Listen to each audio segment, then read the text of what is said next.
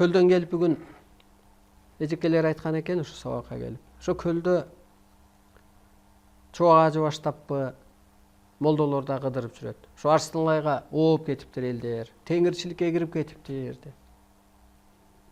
Мага кирген жок, теңирчиликке кирген жок. Айланайын момун мусулман, айланайын чубик.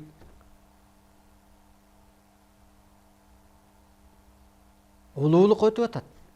Акка айланып атат, өзүн таанып атат. Мен жөн эле кызматымды аткарып атам. Ар адамдын тагдыры өз колунда, өзүнө тапшырылып атат.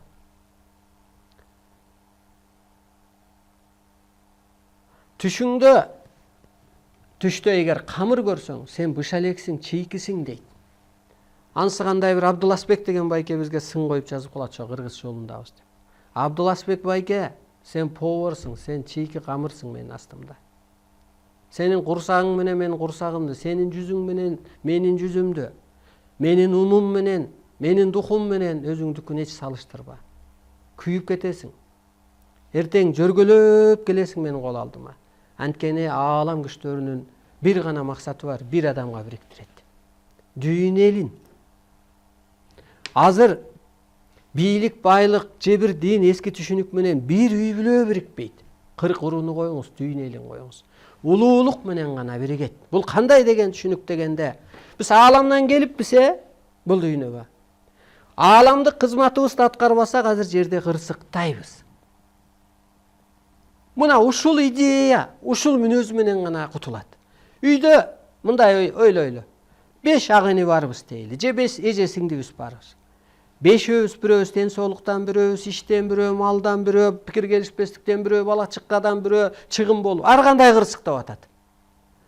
Аны бир Куран китептегидей же молдолор айткандай, муну оорусаң муну оку, байлык сурасаң муну оку деген дабалар, тиги сүрөлөрбү таасир бербейт. Мен ааламдан келипмин. Мен ак болушум керек экен. Мен улуулукка калыптанышым керек экен.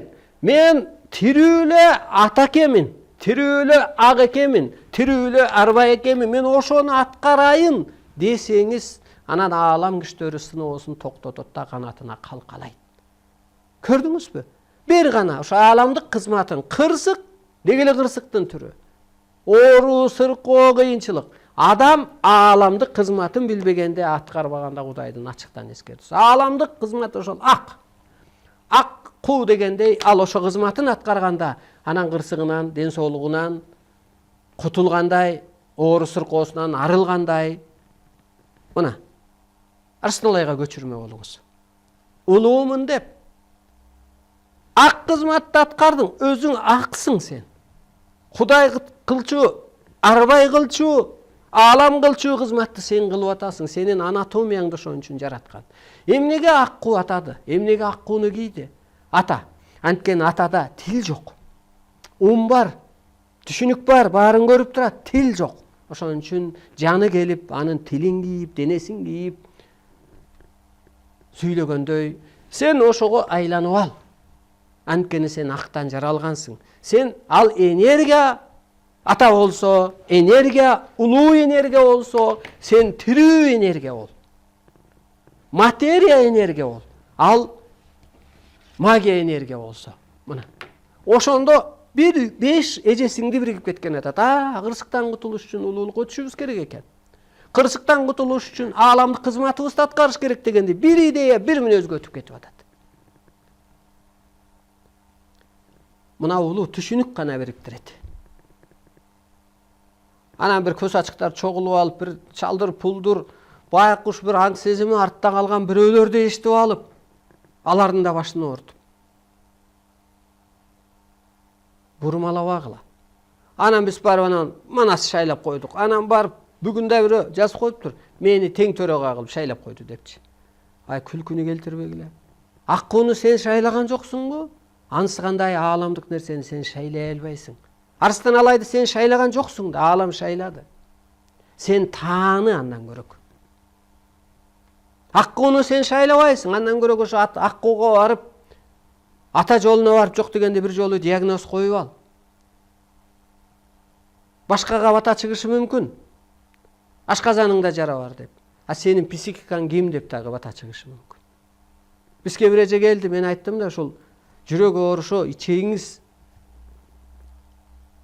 таза болбогондуктан каныңыз кирдеген. Каныңызды тазалатабыз. Могу ичегин тазалап, боор тазалаганда кан тазаланат деп айтсам, кийин ата жолуна карап алты да бир эже мүмкүн көрүп аткандыр. Атадан бата чыкты дейт, каның кирдеп кеткен депчи. Анысы кандай? Мына тирүү эле сен арбайга айланып аласың. Мурун өлүп айлансак, анан кызмат кылсак, ааламда мына Жайсаң ата кызмат кылып атабы, Адам ата кызмат кылып атабы, Манас ата кызмат кылып атабы. Азыр сен тирүү туруп ааламдык түшүнүккө өт дагы кызмат кыл. Ошондо сен эч ким көрө албаганды көрөсүң, көз ачыңың бир тыйын сенин астыңда. Молдоң бир тыйын, саясат, байлык, бийлигиң бир тыйын, анткени сен улуу түшүнүк өтүп алдың. Ата-бабалардын арбайы кандай түшүнүктө болсо, ошолордун керемети кандай болсо, сенде да ошол керемет, ошо сыйкыр, ошо